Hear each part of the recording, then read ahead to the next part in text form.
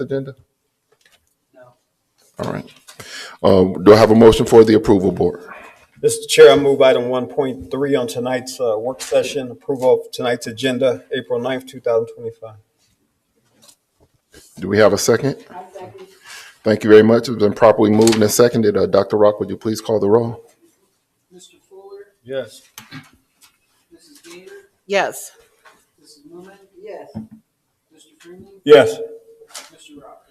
Yes, motion passes 5-0. That brings us to section number 2, policy review. This will be a first reading, and we'll review and discuss the following policies for volume 43. Mr. Jolly, are there any particular ones you would like to highlight? I mean, we have a series of ones. I can start to go through. Which ones are you starting with, Mr. Jolly? You're starting with the bylaws? Yeah. Okay. I can start with the first one, bylaw, which is administrative bylaw, which basically states that the superintendent of schools, it talks about relationship with the Carter County ESC. Also talks about how the district, other grandparents' rights, the grandparents should have rights and responsibilities in regard to care, physical custody, and control of the student, including the ability to enroll the student in the district to obtain from the district educational behavior information from the student. So basically, allowing grandparents to have rights. I'm sorry, which policy number is that? This is bylaw P 0100. Oh, okay. All right, just making sure. So that's that policy basically. It establishes definitions and what a grandparent is. Policy 0142-1 is basically stating that the oath of office shall be administered to new members by the treasurer or a member of the board, which is consistent with what we already do. 43 policy 0151 is the organizational meeting, and basically it's stating in this one I just want to read what we put on there, or what we recommend, or what was recommended. The Board of Education shall organize annually at a meeting held during the first 15 days of January, no later than December 31st of the previous year. The treasurer shall survey the members of the new board and establish a new date and time and place of the organizational meeting. The board should appoint a president pro tem and should serve as the presiding officer until the election of the board president and vice president. And then the board shall organize by electing one of its members, the president, and others the vice president. That's it. So you're selecting president and vice president? It wasn't checked on mine. Yeah, that's what was selected on this one. Which one did the board? What's the board's wish, though? We've always had the treasurer do it the last 5 But does he do it for the president and the vice president? It was just the president. That's the way it's been. So I think we should adjust that one to just say president, because that is past practice. Exactly. Oh, here's one. Here's Mr. Jolly. So this one is just the president. So it will be the president, and then he'll take over with the election of the vice president. Okay. All right, that would be as consistent as previous years. All right, that's corrected. Officers, in this one, everything's consistent. What is being marked out is the organizational meeting should be called to order by the president pro tem and act as the presiding officer. Jolly, what policy number? I'm sorry. I just want to make sure I'm 0152. 0152. Okay, thank you. And basically, I could read it, but the part that's being deleted is the bottom part of that one. The organizational meeting shall be called to order by the president pro tem, who shall act as the presiding officer. That's the treasurer is doing that until that president is elected.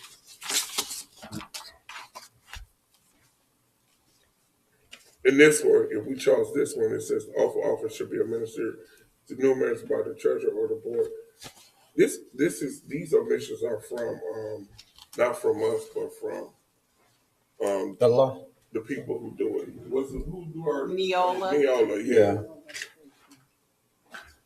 So this is just a change that they made. Yeah, this is change, Neola change. Okay. All right, then, 0155, we selected 0155 in committees.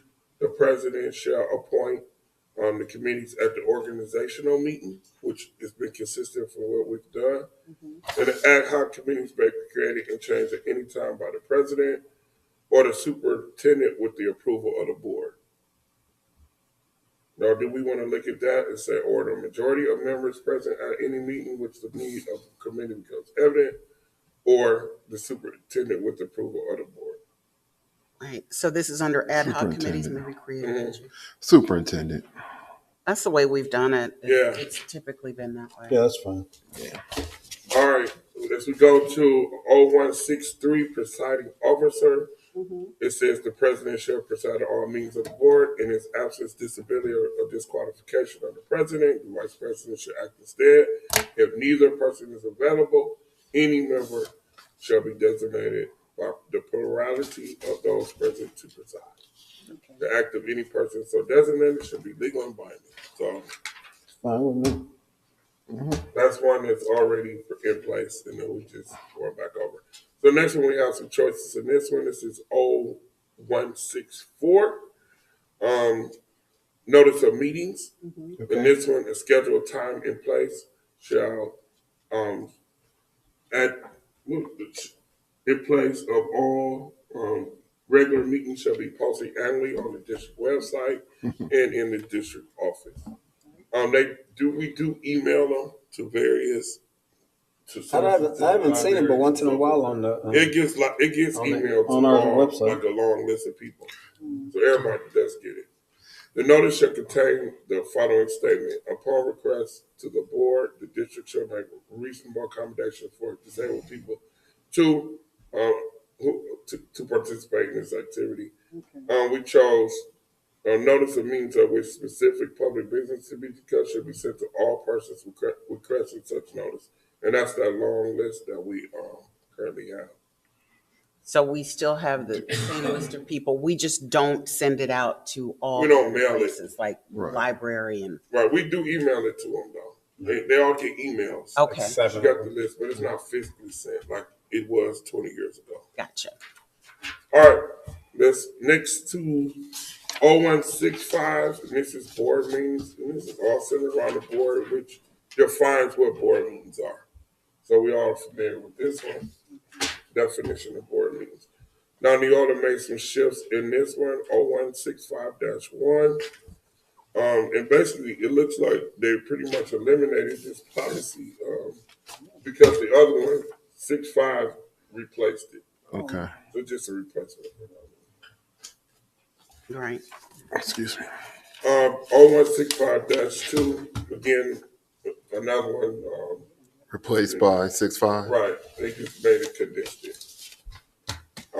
0166, New agenda. and then this one on D is where there's been some adjustments. The agenda regular meeting should be provided to each board member in advance with a reasonable period of time. Generally, the agenda should be provided no later than.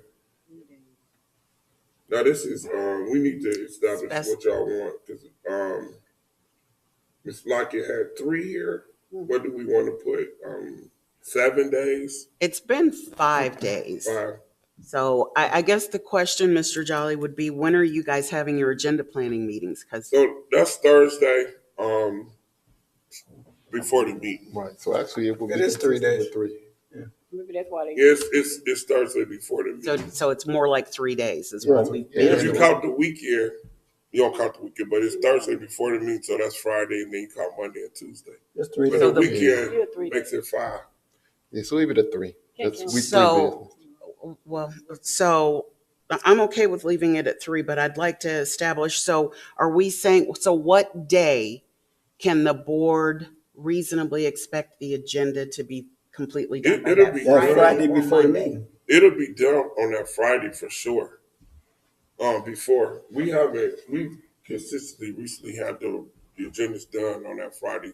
The only obstacle comes is if we have an absence of Maddie. But for the most part, we've had it done. I haven't been adding anything to any agendas at all. So we still don't have a backup for Maddie when I'm she's working out? on getting her back up right Okay. I don't want you working on the weekend, Mr. Joe. now. Yeah. So we don't. We've made pretty much people begin things in on time. Now, I will say with hiring season coming, We still might have some stragglers coming in right? late. With hiring season, because people are interviewing, and sometimes the interview might be on Friday, and then you want to get people in place, so those placeholders will be in place at the Thursday meeting. I think after the Thursday meeting, we could just give heads up to look at the agenda, because what happens at the Thursday meeting, once we've completed all the changes, then Ms. Lockett updates it immediately. So it's really done Thursday after the meeting, that meeting Thursday. So your meeting starts at what time? What, 3:30? Oh, Like 3:30 on I would just make it Friday on, because you ain't gonna get them out Thursday. Just make it Friday, so it'll be make it consistent, because Friday. sometimes you'll have it complete, Right. sometimes. So that Friday it Yeah, should so it'll be done. consistent. Oh, Yeah. that's good to By know. Friday. And then Earl, I have a question for you when it comes to the agenda. How far in advance do you want notifications for items to be added? I mean, what's the last date? Prior to the Thursday meeting, that's prior to the Thursday, so maybe a week before. The week before? So prior to the Thursday meeting, which would be, like that Wednesday or sooner, so a week Like- before the meeting. Before what, your agenda meeting or? Thursday, yes, the Thursday agenda meeting. So the agenda meeting is on Thursday. We ask all the people, all our district people to have it in before Thursday, so it can be added to the agenda. So if I'm clear, we just need it before the Thursday of the agenda meeting. Okay. Whatever the agenda meeting is that Thursday, then if you have anything to submit, Right. submit it before Thursday. Is that what you're saying, Earl? I heard you say a week in advance, but you're The good day, with that. like you think about our meetings are on Wednesday. Uh-huh. So before Thursday would be the prior Wednesday, and that's a week. Okay. That's what you were saying too, Jolly? Yeah, that's how. Okay. My So, understanding is that on Thursday, when we have a meeting, all agenda items should be present. okay. So it would be wise to have it there Yeah, Wednesday, yeah. so she can get No it doubt in there. about it. She can get it in there on that Wednesday. And that Wednesday is the Wednesday before the meeting. Right. So just a week, 1 week prior to the meeting. Yeah. it'd be Right. ready So for available when Thursday. we had a agenda meeting on Thursday. Yeah, and anything you gotta add. So agenda meeting is Thursday. Thursday before the meeting, 3:30, 4, whatever time we all can get there. Okay. And All right, the next one is about executive session, which is consistent for what we've had. Check off at the end is in keeping the confidential nature of executive sessions. No board member, committee, or subcommittee shall disclose the content of discussions that take place during such sessions. This board has been good with being confidential, so that's something that, again, is board policy. For policy 0167-7, this is the use of personal communication devices. This policy centers around, basically around cell phones and what it defines that. So it says it doesn't. It says we're performing, it's about the board. We're performing duties of the board of a Board of Education member. And this one we can talk about too, regardless of whether the board member is using personal communication or district technology. A board member shall be in accordance of the following policies and administrative guidelines. And then it breaks the policies down. so it's just basically saying we're being held to the same Standard as the expectations staff. as staff. Makes sense. Yep. That's all. Gotcha. 601-73, again, this has been nullified, I think, by, What was that, 165? Yep, it's rescinded. 165. Yeah, right. it's a new updated policy. Our next one, this is a HR situation, policy 4120-08. In this one, it says, the Board of Education might, and this is about hiring part-time coaches Oh, and part-time employees. Oh, okay. And basically, it says the Board of Education will not allow any prospective course or activity sponsor to engage in any supervision of cultural activities until they have a pupil activity permit, which is important, which is verified by the state. Next one, we got a lot of these. No. Are y'all good with me just going through each one? stuff. Oh, yeah, we are. Okay. 4.121. This one is about criminal background checks, and this is saying that we will allow the ESC to undertake criminal history record checks. That's for substitute teachers. We use the ESC to do our subs, and then we do our own employees. So, Oh, okay, so it's just for sub. yeah, for subs, we do all our own employees in the district. That's what, through BCI? Yeah, we- BCI, FBI. And we still fingerprint, right? Because we always fingerprint our HRs. And then we employ these people at the ESC. That's our subs. 5131. Yep. This is about our student transfers. Mr. Tully, I'm sorry, hold on one second. The one on the criminal history check, Mhm. it doesn't specify that it's substitutes? I don't think it does. It doesn't. Do we need to or no? Does that give us the leeway to utilize them In the in the event, event something happens? in the event our machine is down, because we have a machine that does Fingerprint. then we could utilize Okay. them. I've seen So what it does do is provide us some flexibility. Gotcha. But we do our own fingerprints in the district. On the next one is student transfers, and this one is that students can participate in Ohio Athletic Association. It says the board will send the necessary release to the commissioner of the OSSA and who's transferred to another district, presiding that the student meets the eligibility requirements. And it also says that, however, the board does not condone transferring students transfer to another district while residing in this district for the express purpose of participating in the other district's athletic program. That is going to be hard to prove. Who makes that determination? Yeah, we won't be able to prove that. We won't be able to prove. We have kids who live in our district, go to Catholic And they schools, play there. private schools, Yeah. for sports. Hmm. We can't prove that. So they put that in, but of course, we can't go after anybody for that because again, that's hard to prove. The next one is about personal communication devices, which is cell phones, pretty much. And with all the eye watches and all those things. I heard on the news that DeWine is banning all phones. All phones. But So We're already ahead of the we game. we're already already have it. there, though. Mr. Jolly, you mentioned eye watches. Are they included in the policy? Yeah, they included it. Okay. So this one here, we prohibit students. They can't use Right. use them at all. Bag.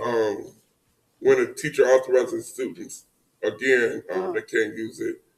But some teachers, like the college classes, they got to use their cell phones. So we do allow that leeway in there. They can't use them at all. We don't even let them have them at lunch. And then on that one, another option is about video. Students are expressly prohibited from using covert means to listen to make recordings. Again, if they don't have their phone, they can't use it.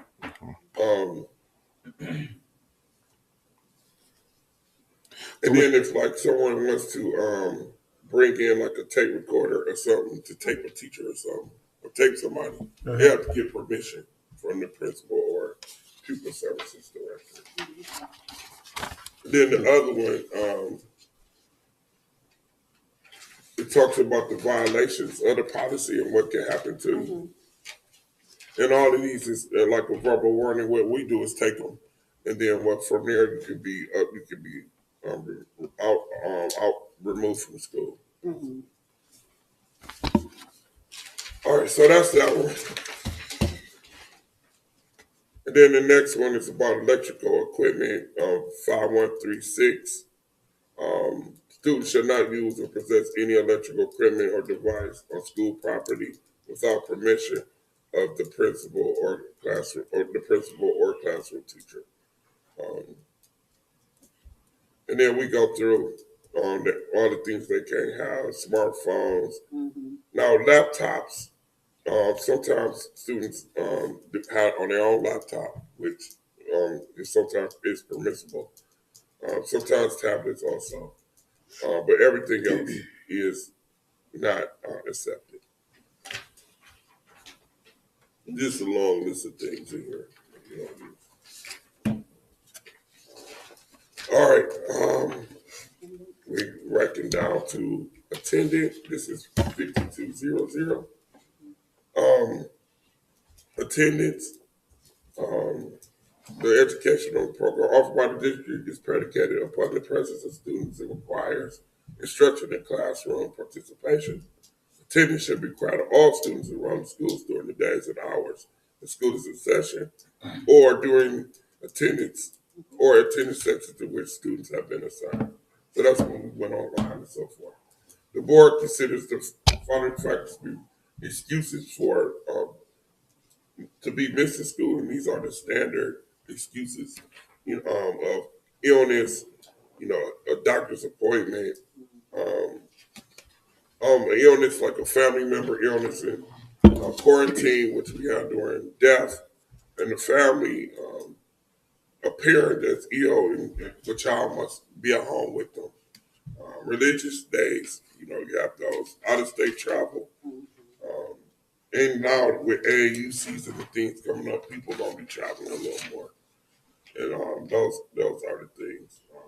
Hey, Jolly, Yes, ma'am. on this one, the explanation that Neola gave for this one is that it was because they wanted to comply with House Bill 14, and it specifically talks about the 3 religious expression days. So is that something we've always done, or is that new for us? No, it's been in there, but no one's ever exercised it in our district. Okay. We never had any exercise of religious expression.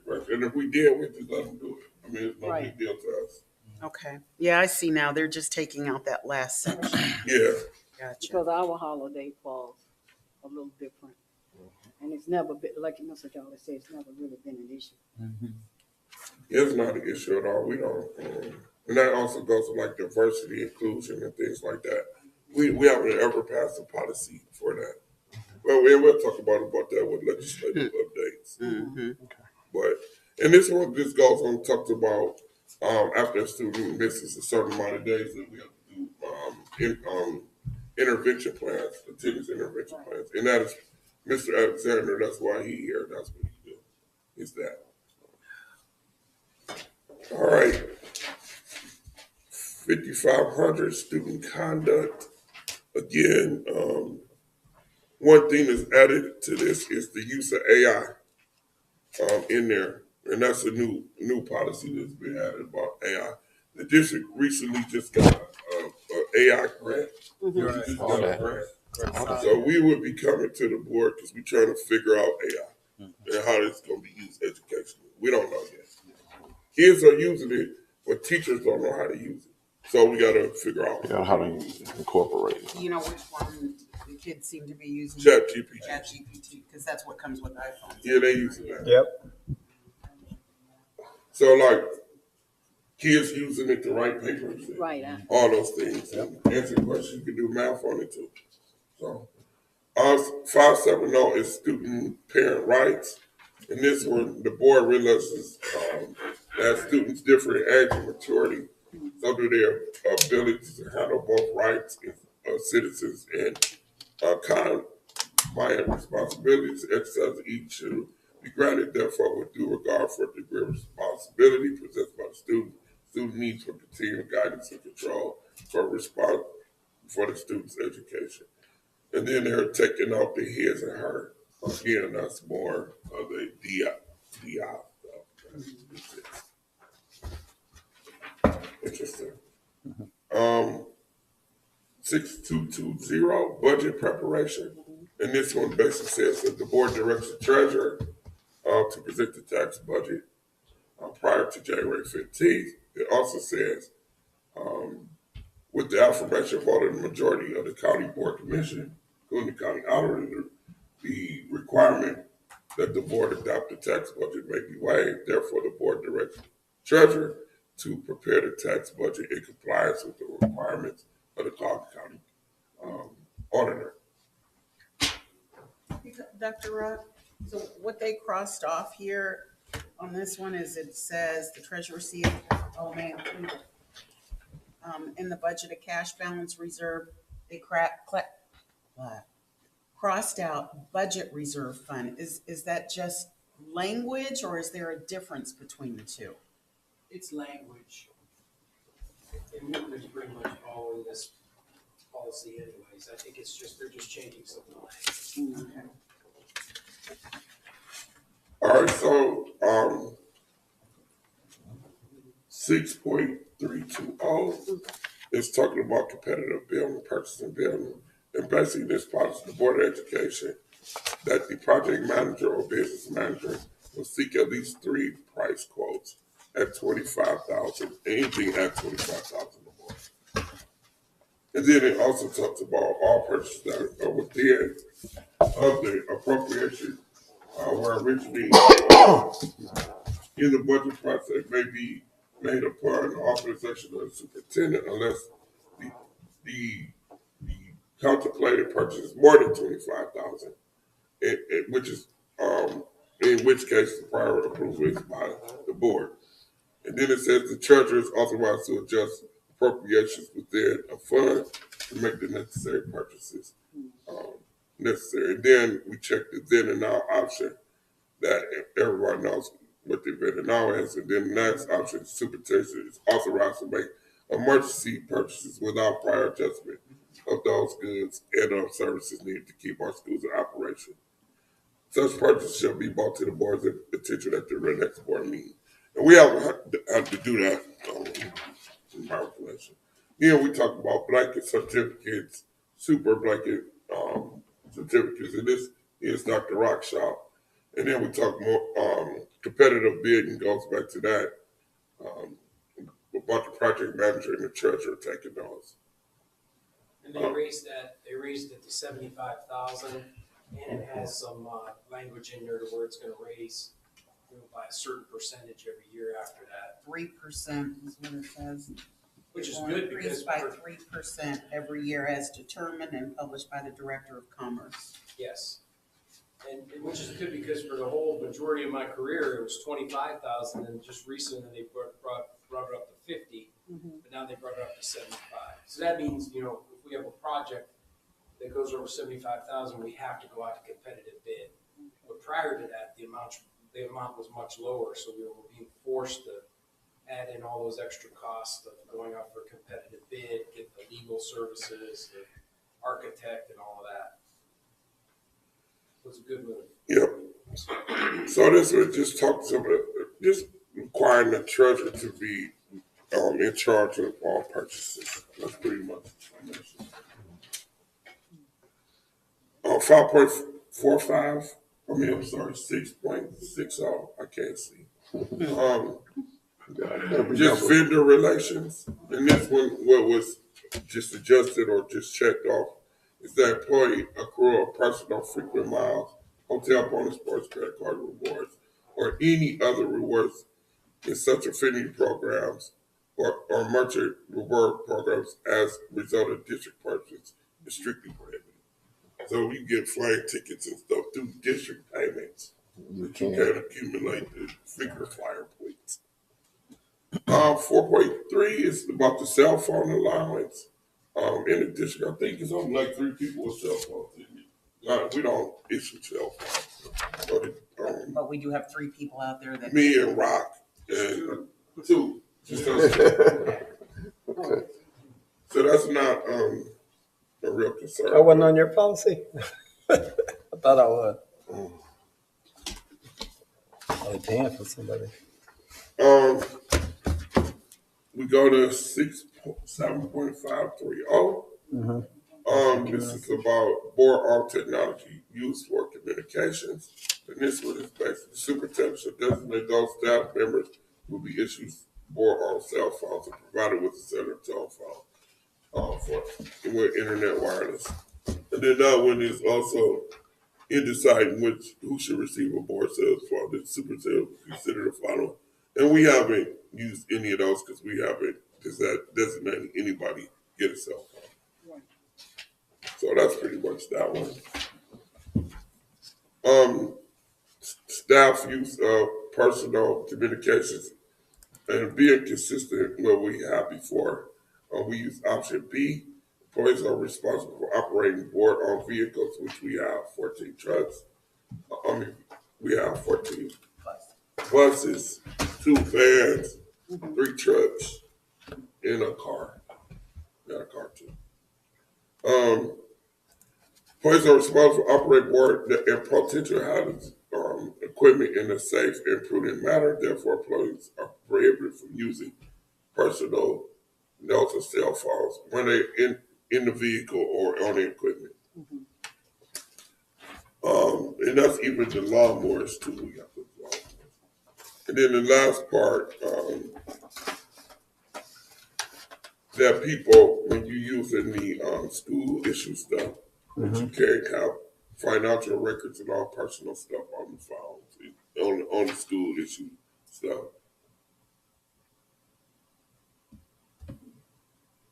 All right. We move on to 7543, student technology and separate use and safety. Again, this one is standard that we pretty much use the same things as in the past. Any questions about that one? Students got email accounts. Students may only use district information technology, which is to access or use social media if it's done for educational purposes. And then it goes back to AI. This is new, and we have to understand how that's going to work. So for the AI, we're still saying no. Yeah, we working on AI. Mr. Joy, what's been the outcome so far of the AI committee that was put So together? the AI committee, and Mr. Fuller is on that committee also. He's been coming to the meetings also. So we got a grant, a big AI grant for the committee. We got about 10 consistent people from all 4 schools that come. They've trained each other on different AI formats. So what we're working on is a plan for them to train this staff in AI. So we got a very active group that's very come up with the ethics. what the ethics is Okay, going to be. right. To also go along with it as well. All right. Okay. And it's a cross breed of teachers. It's not just So it's Not just math and science staff. it's teacher staff and administration. Administration, And a lot of secretaries. different Too. people. And secretaries. board member, Board members, secretaries. It is a nice mixture. very of nice. people Good. On there. It's How not long just has teachers. that one been going now? January. January. It's on like Every other Thursday. every other Thursday. Yeah. And we meet in the training room. So anybody's welcome to come and see. And they be running through all the AI. Oh, We have some people that's very advanced. Very in AI. advanced. They know how to use it real good. People- Real Give us a presentation. Yeah, we can have it. I would imagine that's the plan. Yeah, they're coming. They're coming. We just trying to get everything, Get a get framework everything- together. Get a framework because we just started from scratch. Yeah. But I'm very happy about that committee. The AI committee is working. All right. Revised staff technology acceptable use policy 7540. We just did that. This is 04. And this just goes in a little more detail about the district and district technology manager we can unblock or block access to people and things like that. We have things on the computer that tell us when people are going outside of normal, like when kids are Are you looking at different? putting bad stuff in there. oh, wonderful. So we know when people are doing now. Adults, they can go anywhere. But everybody has email addresses in the district. So yeah, this one just goes about our policy on how we handle things. So this AI, as it says, staff are permitted to use artificial intelligence. I know staff is using artificial intelligence to accomplish their job responsibilities as long as it's ethical, responsible. It does not violate any provisions of the policy. So this one we'll be coming back to AI.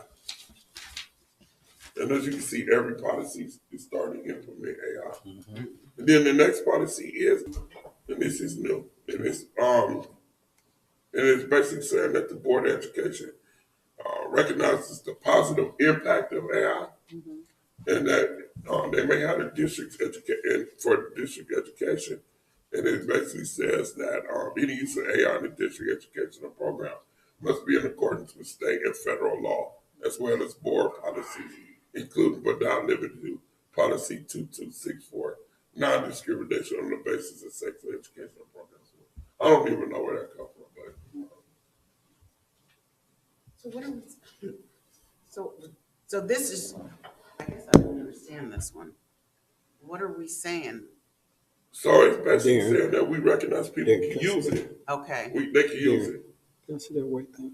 And it's saying that if people use it, that it can't be discriminated or it can be used against them. I don't know. Not very clear. Has to be consistent. so what it says in the write-up from Neola, this is 09. Policy has been added to address the use of artificial intelligence by district staff and students. We anticipate that this policy will evolve as the tool evolves, so. Right.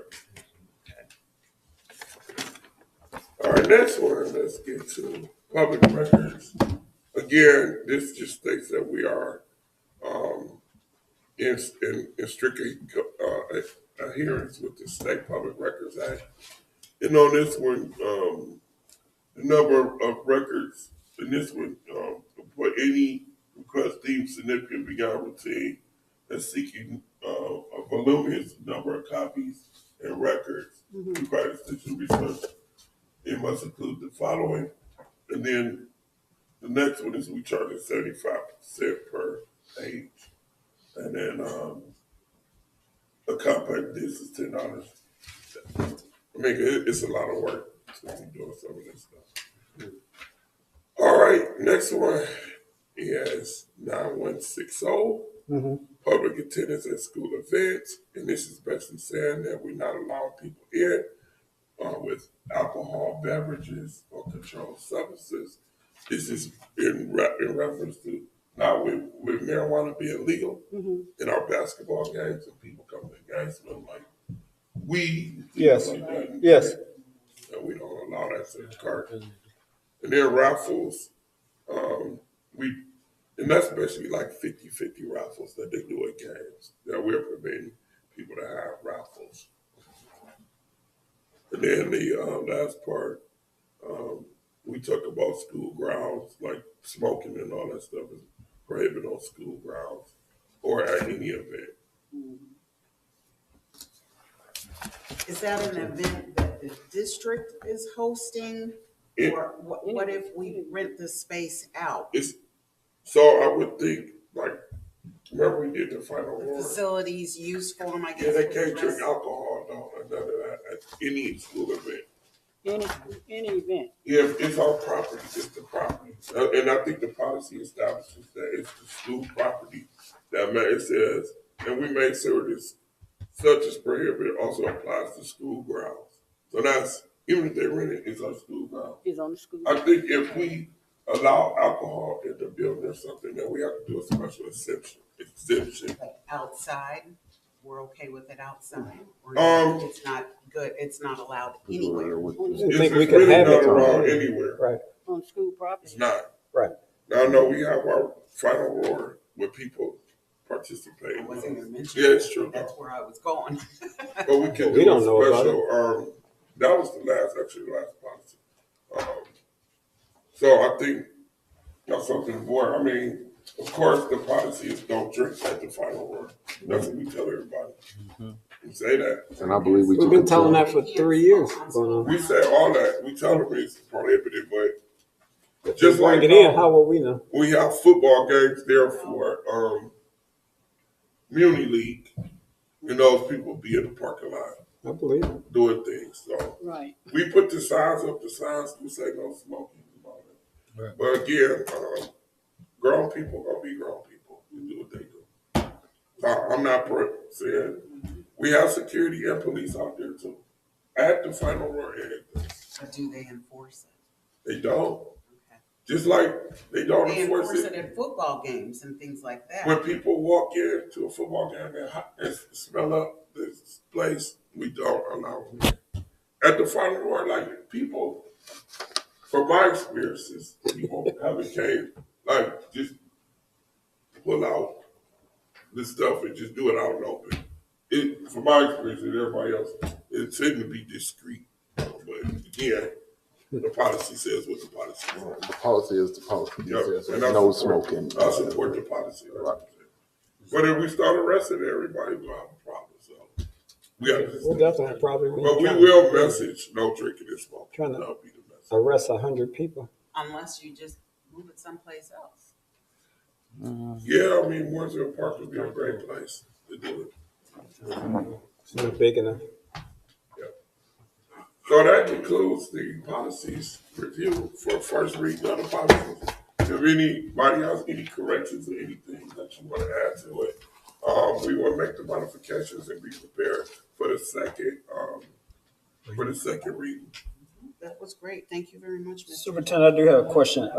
Thank you, Mr. Treasurer Dr. Rock, on those, I looked at that one policy, public records. Do you sign off on all public records that come to your office? Dr. Rock? Do we what? Do you sign off on, like, when somebody want to send a public record in, do you have to sign or do you see it all public? Yeah, they're supposed to come to me. Okay, that's what I thought.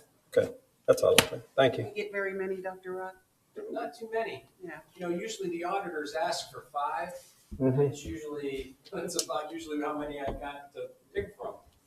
So not that many. There's a few that you get every year that are, overbroad and you turn them down. But it's just like research places that are. I got you. Thank you, sir. Well, Any other questions, Ward? All right, hearing none, that takes us to 3.1, legislative update. And that will be Mr. Jolly and Dr. Rock. Gentlemen? If Dr. Rock will leave this, I'll just add comments. Dave, you got it? All right, there we go. this is important. Okay, so with the new Senate Bill 1 coming out, the proposed changes to the state funding of schools, I wanted to review where we're at right now. So Warrensville Heights City School District tax rates on real estate, and it's funny, we reviewed a lot of this last year, when we were building up, because of the changes in valuations. It's a major revenue stream.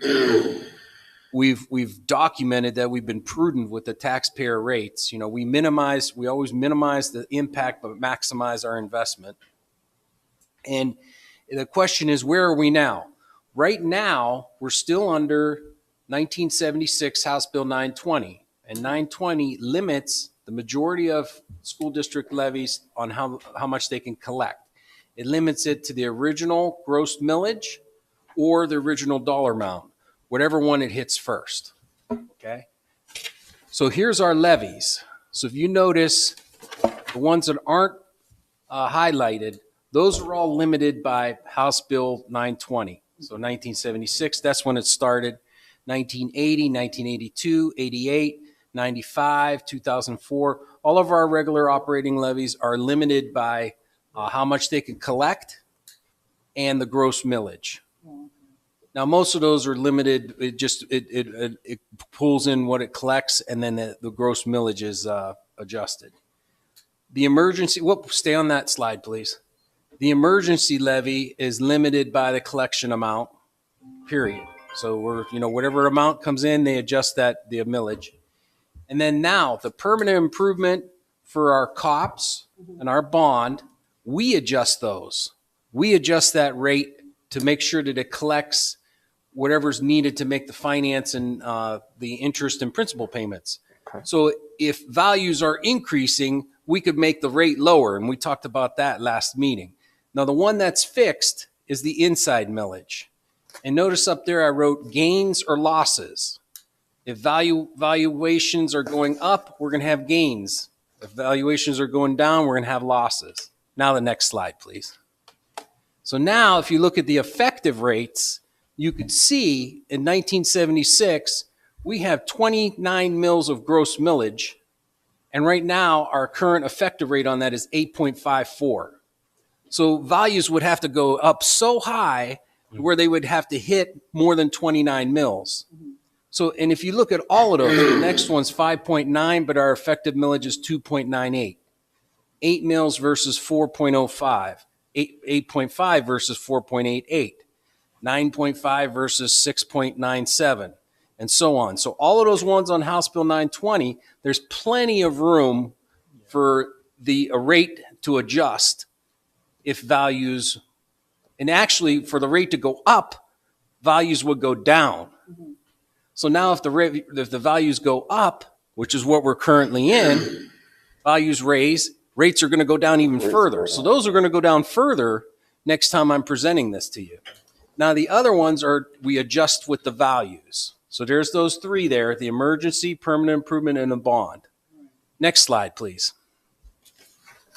And again, this is a review of the current law. So we actually have perfect timing to talk about this because the next meeting, you're going to be approving the new rates, and I have the new rates. So the emergency levy, its effective rate is 4.37. It should be 3.37. You'll see that in the next slide. And the permanent improvement is 2.75, not 4.5. And we talked a long time last board meeting about the bond. Instead of being 8.5, it's 3.75. And the old bond that was also 8 mils is 0. So it's not even on the list. So next slide. So now what I wanted to do is I wanted to compare the home value. Remember last time we talked about the home value when we had our 2018 levy campaign was $62,000. And now the value of that home now is worth $91,250. And that just recently happened with the revaluation just recently. So on a $62,000 house, now I'm just looking at the inside mills because this is the one where you will see a gain, okay? So on the $62,000 house, the tax bill just on that levy is $111. And then you can see when the value goes up to $91,250, it goes up $52, okay? But that's just part of it. And remember now up above, I have fixed rate. There's a gain when property values go up. There's a loss when property values go down. That's on our books forever. Okay, next slide. Yes, sir. So now we're going to look at the whole picture. So that we have their inside mills at 5.1 on both houses. The old millage on the emergency levy was 5.5, but now it's going down to 3.37. We adjusted that because it could only collect a certain dollar amount, which was like $1.8 million. The bond, it was at 8.5. We talked about this. This is adjusting down to 3.75. The PI COPS was at 3.38, and that's getting adjusted down to 2.75. So now when you look, even though the values went from 62,000 to 91,000, we're actually having a decrease of $10 for the taxpayer. So the reason I wanted to show this is that we have something in place that controls the tax rates and controls inflation on values. It was put in the system in 1976, and it works. Is it fair for the school district? I mean, there's probably better ways, but we've had it this way since 1976. And the reason I'm showing this is because of the next slide. Next slide. So now the current law, we have 920, eliminates the growth in taxes, limits the growth of taxes when values increase, fixes the amounts of the majority of tax levies. Districts adjust their finances to the levies were the ones that they need. We're very aggressive and strategic with that. And the emergency levies can only collect with fixed amount. So next slide. So Senate Bill 1 has language in there where school districts with a carryover balance of more than 25%, they're instructing the county auditor to decrease the tax rates. Also, Senate Bill 1 does not provide any further details of how this will be calculated. All of my colleagues were speculating on, how is this going to be calculated? And well, I don't even want to throw that out there. I was going to say our county is so big, we're having problems with just them collecting what they should be collecting anyways, let alone doing some kind of calculation like this. And I put this in bold because this is very important. The current law already has a protection for increases in taxes, and you saw it. What you just demonstrated.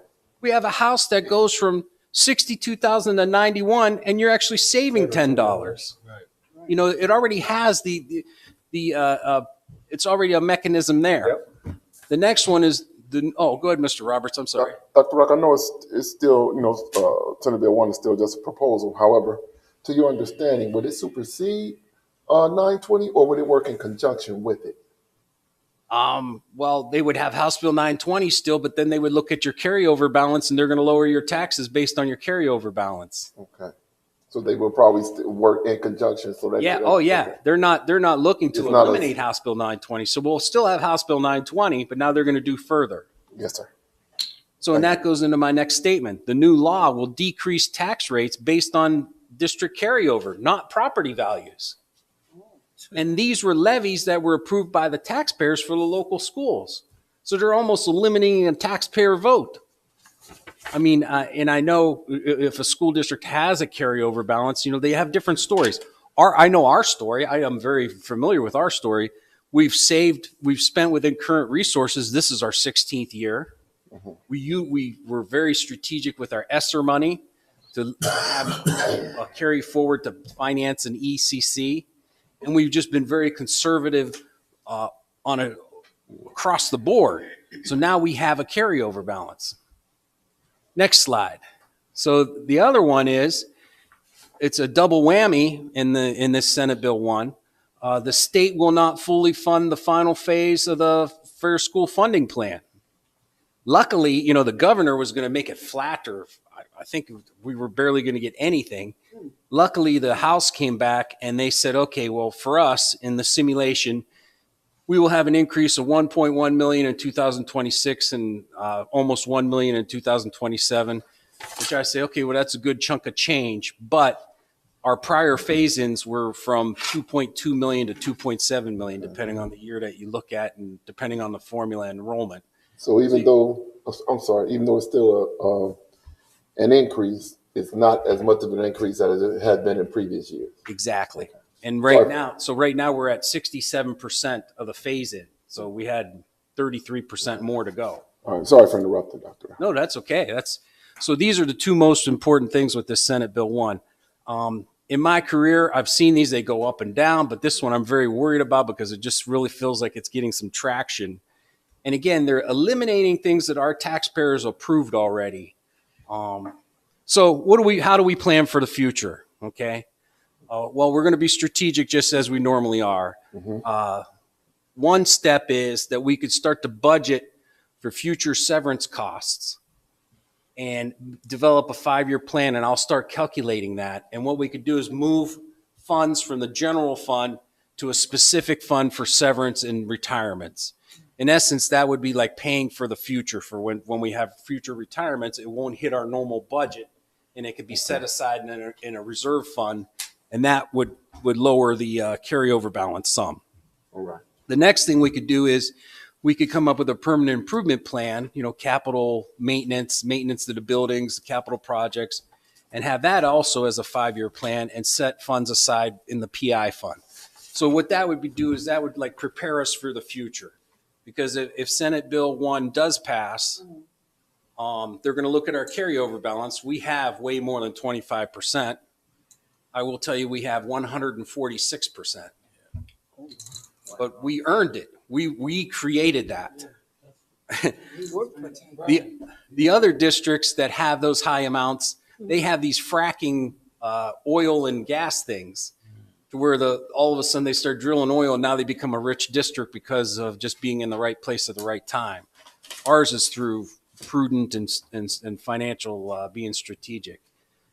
The second thing that we could do is we could also purchase some final projects on the campus to finish out the non-educational. You know, we've been concentrating on the non-educational and making sure that we had enough budget to get through that, and we did. But, you know, now we could start to look at a bus garage, further improvements at the ECC, like at the cafeteria, and some other improvements within there to complete that up, a bridge and other projects, you know, to finish out the campus and finish it for the future since we have the funds now. Because remember, if they're going to hit our carryover balance, they're going to lower the taxes. So we'll have future years where we're just going to collect less anyways. I mean, it's not like they're going to take away our carryover balance, but they're forcing you to spend it. And then the third one is, you know, we await to see how we land with Senate Bill 1. If it does go through and we do step 1 and 2, you know, we could still go to the public after we're done and say, look, we've completed the campus. Now look where we had it. We've prepared for the future. And then maybe they would get a discount on their taxes. You know, it would be deserved by then, because then we've exhausted all of our options. Everyone wins. So the big picture, we're still an effective board governance, and strategic financial leadership has maximized our resources for the new campus while minimizing impact on taxpayers. And I showed that earlier. The school community supports us. You know, we broke the record in Columbus on the bond passage, and they still support us. And we continue to work as one team, one vision, and one goal to continue this successful path for the community. So that concludes my update on what we know most about what's going on right now in Columbus. Dr. Ruck, I do have one question. It was on the slide, the inside mills and controlled mills. Okay. I know the bond and I know the COPS years. Are these actual new years, or what years are these? I know the COPS and I know the bond. I mean, I know those because I was actively participating. When you have the inside mills and emergency levy, what year is that, or what are you? Okay, the emergency levy goes every 5 years. No, I know that. Okay, so that's what you did. Okay. The inside, so the ones that we control are emergency levies. Yep. Actually, we don't even control it, but we make sure the county auditor puts it at the right rate, which I had to do this time. I had to call them out and say, look, you got to adjust this. Then the ones that we really control are the finance payments, bonds. Mm-hmm. So we meet with the county auditor and we say, this is what our payments are going to be. This is our beginning balance. And then we come up with a bond with a tax rate. So those ones we control. The inside millage we don't control. The inside millage goes back to the creation of public education in the West. You know, when they wanted to do Western expansion. You know, when it was just in the colonies. I mean, this goes back to 1700s. So what they did was, in order to encourage people to move out to the West, if someone settled a county or a city, they would give them so much land. And then on top of that, they would give them 10 mills for that local area. So right now in Warrensville, we have 10 mills. The school district has 5.1 of that. The other mills go to the fire, police. It's all divvied up, you know, and this was divvied up way back when this was all created. Does that help explain that, Mr.? Oh, yeah. So that 5 mills stays with us no matter what. I got you. Thank you. And that's the one where, you know, when we have the language, when we have a new levy, they always say this is beyond the 10 mills. That's the history of that. Good lesson. Thank you. May I ask a question? Yes. So on your slide that says, how do we strategically plan for the future? Is it your recommendation that we do go ahead and purchase the final projects for, you know, the different items that you've got listed? Is that what the recommendation is, or are we waiting? Oh, no, I'm recommending that. Okay. And Mr. Jolly and I are working on some, you know, we'll certainly bring it to the board. Nothing will happen without, you know, bringing it to the board. Mm-hmm. Right. That we've reached that. You know, the buildings are done now. Right. We spent all our bond money. It's all been spent, you know, so we would be using our carryover forward. But if the county or the state's going to be attacking us, because of our carryover balance, we might as well start to utilize the money now instead of just spending it down and going into deficit spending and then eventually needing levies. So that's that's one of the steps. And then the other one is to where we're allowed to transfer money into different funds for retirement and for future PI maintenance. Okay. And PI maintenance includes textbook adoptions, computers, so it includes things that Good. we pay for every year anyways. Okay. All right, very good. Okay, thank you. You're welcome. Any additional questions, board? All right, well, thank you very much for that update, Dr. Rock. That'll take us to section 3.2, board report. And these will be reports from the COSBA conference. Mr. Freeman, would you like to kick us off? Yeah, I would. I want to thank the board who came with me. In the last 3 years, I've been playing a big part in this and putting these conferences together. This being our third conference, I know we had went to Tampa, and then when Superintendent and President Roberts went with me on the second one. So this is our actual third one, and this was in Atlanta. This was probably the best one that we've had. I did talk to people from other conferences and the national school boards, and it was a little bit different. We put a little bit more on this. I went to a bunch of AI sessions, and it's ironic we're talking about it today, AI. I went to 4 different AI. So the one I went to that meant the most out of me out of the 4 was Dr. Sanders, and she did one on AI, the equity of mathematics. And that one just showed how she can use AI and still have equity on an equity lens for our students in mathematics. And they've been doing it in her district. I think she's in North Carolina for 3 years, and it's being very successful. She's getting her actual scholars involved, and they like coming into class and doing that AI, and that's mathematics in North Carolina. The second one I went to, and me and Mimi went to, and I had a lot to do with this one, it was with the Georgia School Board Association. And my co-chair is Valerie Wilson, the actual executive director or the ED with the Georgia School Boards Association. So this is one that they overlooked and didn't put it in, but it was called Problem Solving to Promote Equity. And it was Steve Baker and a young lady. It was Strategic Planning and Organized for Student Success, but it's Lanita Jackson and Steve Baker. I thought it was good because they took Mimi, and about another 40 in that classroom through the different sections from section 1, section 2, section 3. And then what they're doing in Georgia on those school districts, they don't have as many school districts as Ohio, but Georgia is doing a great job, and so is Valerie Wilson. But it just showed, what they can do to actually get children successful in the Georgia school systems. And it's something that we could do here in Ohio, something Superintendent Jolly has been doing with on this board with Warrensville. But I thought it was a good presentation, and I don't know if Mimi's going to talk to her, but she can talk more on it. But the last one I went to, and what I'm seeing from U.S. Magazine and all these educational things that all of us get on a daily or weekly basis, is that China is on the cutting edge of AI. They've been doing AI for like 10 years. And starting this September 2025, China's making every 6-year-old do AI. It's required. So when they sit down in their schools like we do in America, they have to take AI classes. And it's a requirement by China. And then we look at the actual countries who's on the top, like Finland and all these different places, is because they're starting it early. I mean, America, we behind 15 years on AI.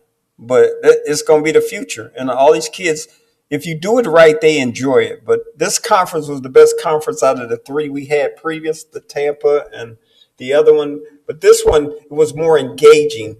I had a chance to open it up. And then we had Martin Luther King's daughter, Dr. Bernice King. I think she did a great job. And then the next day we had Muhammad Ali's daughter, Alea Ali. And board member Fuller and board member Gator can speak to it, but to sit down with them women and talk to them. And I had a picture when Dr. Martin Luther King came here to be with Carl Stokes, and I showed it to her, and it blew her mind. She's like, "Where'd you get that?" This is a 1968 picture, right before he died. But he came to the Colin Post to promote Carl Stokes, the first black mayor. But being in that element with those, that's my wheelhouse. I like being involved in that stuff. I know Barb looking, but that No, stuff. I'm looking because I want to ask you a question about, have Georgia implemented or have they started AI in their school already? A little bit, not like about Or they 20%. haven't started? 20%. Pardon me? 20% of their schools. They only got like 500 schools. We got 18. They got 5 something. But yeah, they about 20%. But 20% is working on AI.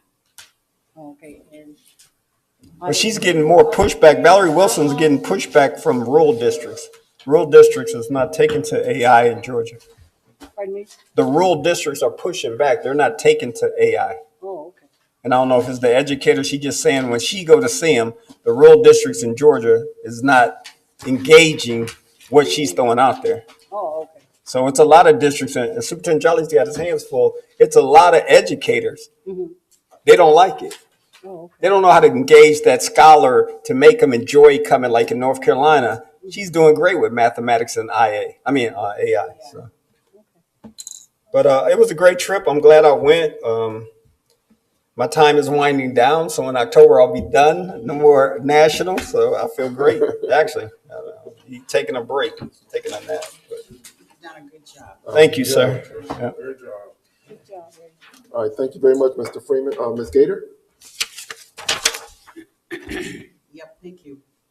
So Ray mentioned Dr. King's daughter as well as Layla Ali, but for me, the best speaker, and I'm not taking anything away from those two, but I told you, I really enjoyed the pre-conference day speaker. His name was John Hodge. That's my guy. Yeah, Dr. John Hodge. You said you found him, right? Yeah, I found him. Yeah. It was a really good, it was just a great way to start the conference off. He told his story about growing up in a small town. Yeah. He shared with us that he's got these 8 classmates. There was 4 that had one teacher and another 4 that had another teacher. But the impact that the teacher that they had is what helped them to succeed, because this particular teacher made them believe that they could do whatever they want to do. His point was, we have to make the best of what we do in our district, so systemic that it doesn't matter which teacher you get. Right. And I always hear Mr. Jolly talking about that. So just kind of imagine, how many teachers do we have, Jolly? Teachers. About 300. How many? About 300. Just imagine if all 300 of our teachers cared about all of the students and really believed that they could do and be whatever they wanted to be. They wouldn't need us, because they would be doing their job to the utmost. So I found his session just really started us off, and at least for me, kind of motivated me to really learn during the work session. I agree, Ray. This was probably one of the best ones. It was just very powerful for me to hear someone like him. I felt like that's the kind of person that we need at Convocation, to really kind of drill home.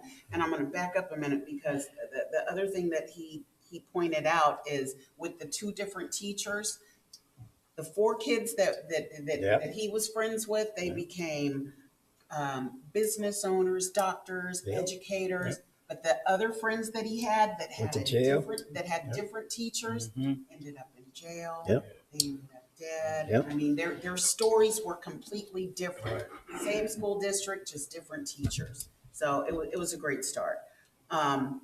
Like Ray, I noticed that AI was a theme, Yep. Safety was a theme, and strategic planning was a theme. They had a lot of sessions on strategic planning. I attended a session for strategic planning. It was called Strategic Planning for School Systems, focusing on all needs. And I know we've already done our strategic plan, and we're going to start looking at it again. Pretty much what they shared is the way that we're doing it. You know, we get all the stakeholders involved. We kind of take our time. We look at all of the different content areas that we want to address. That I took away from this was at the end of it, they went over some of the different questions that you want to ask as board members. So like for stakeholder engagement, we always hear schools say that they had great engagement. But a question to ask would be, how do we monitor the effectiveness of our communication to our parents? They're engaged, but if they're not, is it because they're not getting the communications the way that they need to? It was really good. It was a good session. I was able to take something away from it. So I'm going to keep those questions as we're, looking at some of the different metrics that we look at. And then the last one that I want to discuss, Arkansas school. It was a district in Arkansas. Oh, hold on. It was a district in Arkansas, but it was about school safety. And what it was called was Every Second Counts, making school safety a priority in your district. They pointed out the importance of first responders knowing your schools. So Jolly, it got me thinking, we have 3 different communities. If we had an emergency in our school, I feel like Warrensville probably knows our buildings, right? They don't for sure. What about Highland Hills They do. They know the early and North childhood. Randall? North Randall doesn't, but Highland Hills for sure. Since they've been in the ESC, the ECC is in Highland Hills. So they've been very active. They have the fire trucks at the marching the kindergarten. The policemen read to the kindergartners and things like that. So Highland has really stepped up having that school there. North Randall, I would say the least participate. Like all the Highland got keys to our school. They have ID badges, all of that. They got total access, and so do Warrensville have total access to our schools. So what these people did is they did a citywide crisis safety plan, like and they just kind of invited all of the first responders in. They went through the buildings. They have a whole safety plan, though. They've got pre-written messages. They utilize different all kinds of methods for communication. Like I said, they host safety forums. They even send out a safety newsletter. Wow. So safety is just something that they were really big on. And I know that it's something, that we wanted to make sure we incorporated in the new buildings, that there was that safety element. But can we take that to the next level? I think about the fact that we've got a new chief head of security. Mm-hmm. What do we expect? What was your expectation from him within the first 100 days? You know what I mean? Is there something specific that you're looking for him to do from a safety perspective? Oh, from him? Well, he's redoing all our safety plans. Is he? Yeah, he's creating partner, like the programs for connection between safety and security and the students. Okay. So we already passed the Boys to Men program. Mm-hmm. So what he's doing now is creating new policies for the safety department. And he's also developing these type of programs with safety and security. And also with his relationship with the police, connecting with our students. So I have him come to the meeting too and tell what his vision is. That'll be good.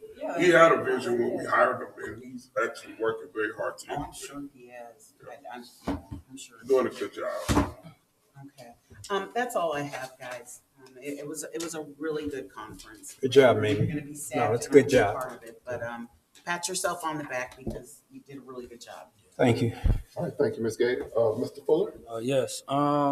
With me being first time attending a national conference, it was very, very enlightening because, going to back in November, we went to the state conference and everything. You get around people that are involved within your state. But going to this, you engage with people and you network with people who are dealing with school districts like ours we're educating these kids of color, majority of color. And you get with them and you go through the successes of their districts. You also deal with the struggles and things that they're dealing with in their district. And you just share ideas. And that was just very encouraging to do.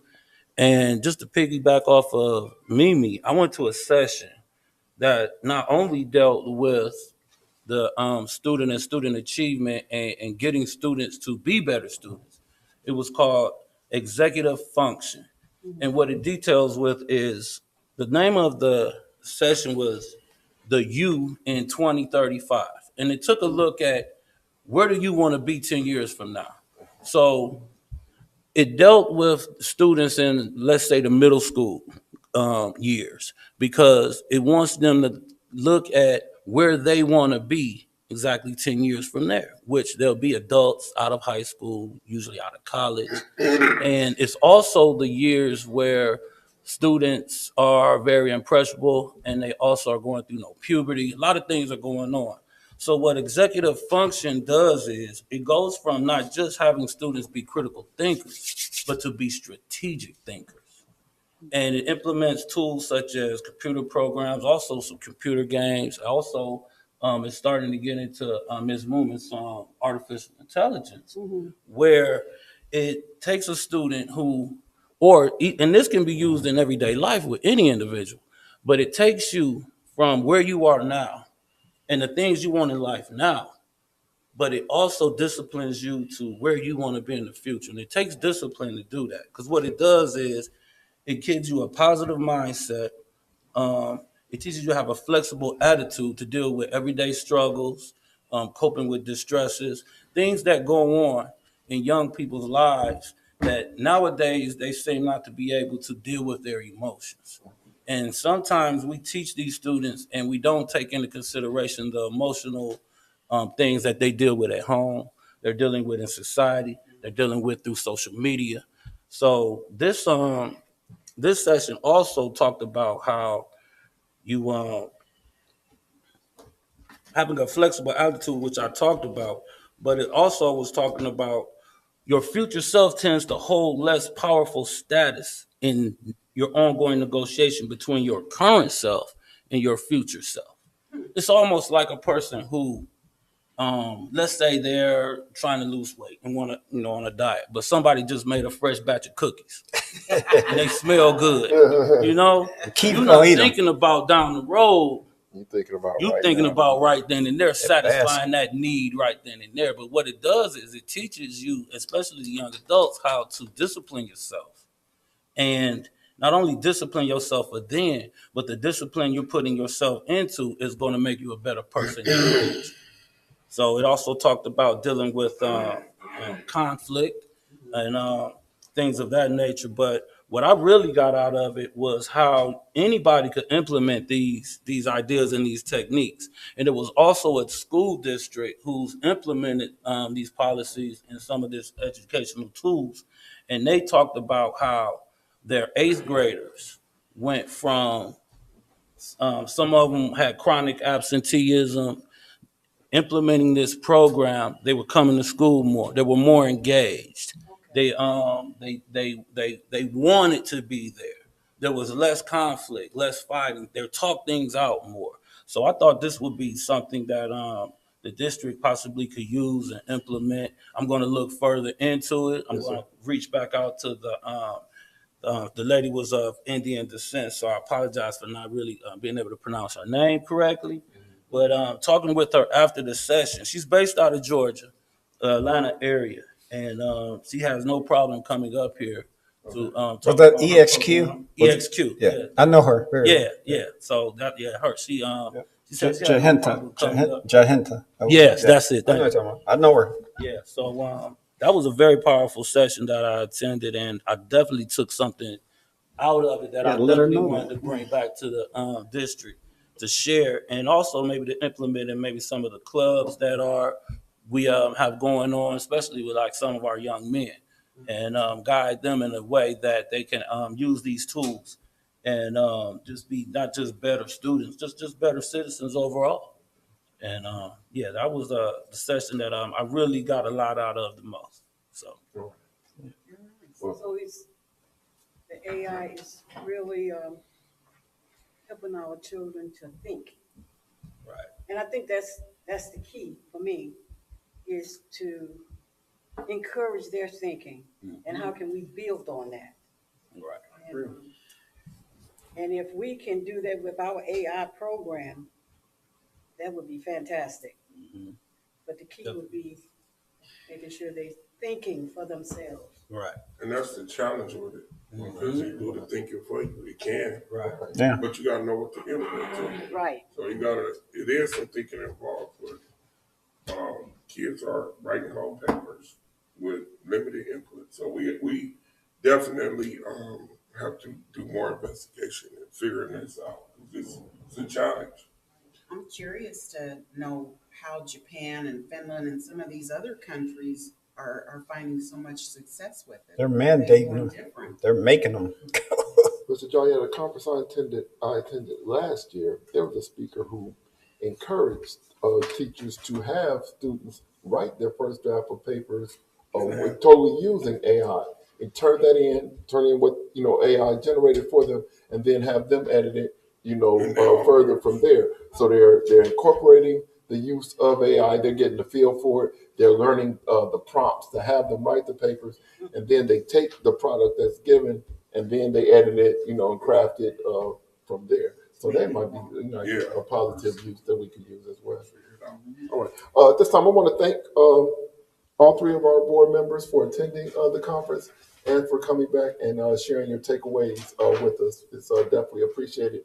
And we definitely have heard some things that we know will benefit our scholars. So I would like to thank all three of you for attending, and Mr. Freeman for being one of the organizers. Thank you all very much. Excellent job, Ray. Thank you. All right, next was section 4, announcements. Mr. Freeman, is there something you have? I do have an announcement, Mr. Chair, and the board knows, and it's not mandated. I know Barbara, and she's mindful of us just going to these, but the Unified Boards Alliance is having a safety, and Mimi brought it up, but we're having a safety conference for 2 days in St. Louis, Missouri, for June 25th through the 27th. And it's more on safety. And I would, Superintendent, like to talk to Mr. Calloway, because that's something when I read through it, when they allowed us to be part of it, it would really help our district as far as safety. Because like Mimi said, and I know when we were in those sessions, Superintendent Jolly, we made sure we had bulletproof glasses. And me and you sat there, we like, do we have it in Warrensville? Because we may not have seen it. But you said to me, you was like, yeah, let's put bulletproof glasses at the elementary school, So that's the things that, like Mimi brought it up, that safety is critical. And Melissa Randell, the executive director from Missouri, that's my friend, she knows it, and she's been doing it. So to take their lead in Missouri and go, it would be good. I don't think all board members need to go, but it does open up your eyes just looking at what they have. But that's the announcement I have, Chair, June 25th to 27th. Probably be my last conference. Your term is coming to an end. Yep. And then you're gonna talk about that. It's a board. Let's see. We this year's BLI Board Leadership Institute is being held in Columbus at the Polaris, May 2nd and 3rd of. So I believe that's a Friday and a Saturday. Yeah. So anyone that is be interested in attending BLI, of course, talk to Dr. Rock. Of course, we'll get registered. Yeah. All right. Mr. Jolly, any further announcements? I wanted to just say that I think it might be coming time for us to have a community meeting to talk about the budget crisis that's existing. If they are successful with the bill to reduce the carryover to 25%, that could have some drastic consequences for the district. I think we need to get out in front of it as soon as possible to inform people of what's going on at the state level. Okay. We also need to activate people to start to write letters and become more active in the state politics that exists. Because I think our community is silent, and people don't. When you're silent, then you're not considered in the process. I also believe that Word would state that it's so important that we are a unified community and a unified district. When you do the work that we've done, there's a lot of people who are not happy about the advancements of the young people in this community and the community itself being better.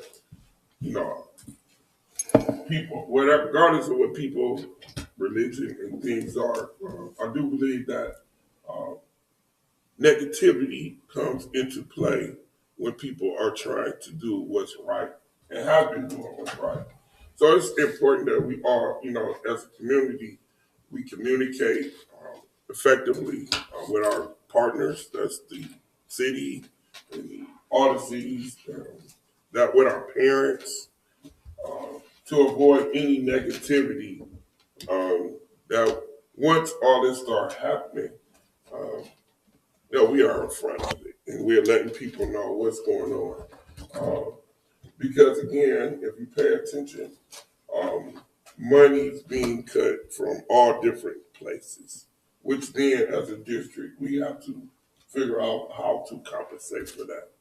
That could be jobs, that could be programs, that could be transportation. It could be a mirage of different things. And if we don't tell the story gonna come back negative. It's gonna be mismanagement. We got $60 million, how are we mismanaging anything? But then when you not bringing in the same, then you have to make adjustments. So I think, and I say this because personally I feel and see negative energy that floats. Every time you do something positive, then there's negative that comes with it. And that we are all able to, as a board, as a team, all communicate with each other, any issues, concerns. You talk to each other, and that we eliminate noise, because it's going to be a lot of noise as we move forward. It's going to be a lot of noise. But, because the state of the world is trying to create this chaos in all ways. Just look at it.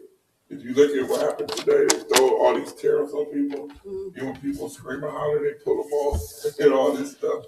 It's just crazy how chaotic things are.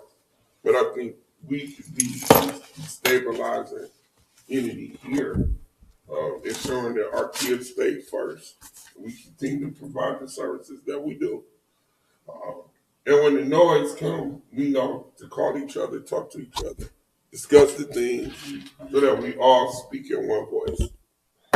Because I think that's going to be important. And I've always been taught to prepare for the worst and wish for the best. So if the best happens, we don't have to worry about it. But if it doesn't, then we have to be prepared to tell the story. And to tell the story first. And then let people know exactly what's happening. It's not Warrensville School District, because Solon gonna have to tell the story. Orange gonna have to tell. Everybody got to tell the story. It ain't just us that got to tell the story. But our people, a lot of times, don't pay attention to a lot of the things that's happening. So they don't know that there's bills to cut the money and all these things. They hear about it, but they don't know directly. So my appeal today is that we got to get out front. So we'll come up with some dates and times and things. Right. I don't know yet, because we need more information. Nothing is voted on, so it's all just speculation. But once it gets formalized, now we got to get out there and get the story and tell. Yes, ma'am. So you said something about, coming up with a letter. Can you guys come up with some bullet points for us to? I emailed you some today. Okay. Because we got a lobbyists working on it. I just emailed you within the last hour. Okay, cool. Okay. So a whole bunch of bullet points on there. Okay. Like it goes down all the bills and things. Okay. So I just sent that to you. So I'm wondering, is anybody still a part of Tri-City Dems? Because maybe they can help with it. I mean, seriously, You got 5 people over there, so you pick your choice. Okay. All right. So anybody in the district that's paying attention to them, don't listen to the noise. Come talk to the people. Okay. Because people gonna always make up stories and create narratives that's not true. But the truth is here, sitting at the table. And we all available. So don't listen to the noise, come talk to the people. Because here, we know people like to make up noise to further agendas that doesn't, really address the work that we are doing. When is Central One supposed to go? They said June 7th, I was told, recently. Coming from OSBA, Senate Bill 1, they feeling it's 80% that's going to pass. So if it's June 7th, 90 days after that, it'll be implemented. So if that case, there's also a bill. It's a bill that's coming across that about. I was on the call this morning about school property, and that school property, any school like we got Eastwood and John Dewey, Right. that a charter school can get it, and for market value. So technically, that these are all things that's being floated out there. They haven't been voted on. So I think that we have to. There was another stipulation though that kind of. Unless you transfer it between city of that That's district. what, yep. So we don't have to. Again, it might be special meetings. We ought to be ahead of all of this. I have one quick announcement. Yes, ma'am. Tomorrow, there's going to be, I'm not quite sure what an attendance resource fair is, but there's going to be an attendance resource fair at the Early Childhood Center. I am planning on going. Okay, what time frame? What time? 5 to 7. Okay. And then they're having a little dance on Friday. Okay. So I was told I can't go. So At the early childhood. I can't go. I have to babysit, but little Avery will be there. So yeah, Okay. and I think that's from 5 to 7 also. All right. So attendance resource fair, 5 to 7 tomorrow. The little kids. It was so cute last year. Okay. If you get a chance to just pop in, Okay. yeah. All right. Board, anybody have any additional announcements at this time? All right. Hearing none, do we have a motion to adjourn? Mr. Chair, I move that we adjourn this meeting. I second it. All right, it's been properly moved and seconded. Dr. Rock, would you please call the roll? Mr. Fuller? Yes. Mrs. Newman? Mrs. Gator? Yes. Mr. Freeman? Yes. Mr. Rowe? Yes, motion passes 5-0. Meeting adjourned.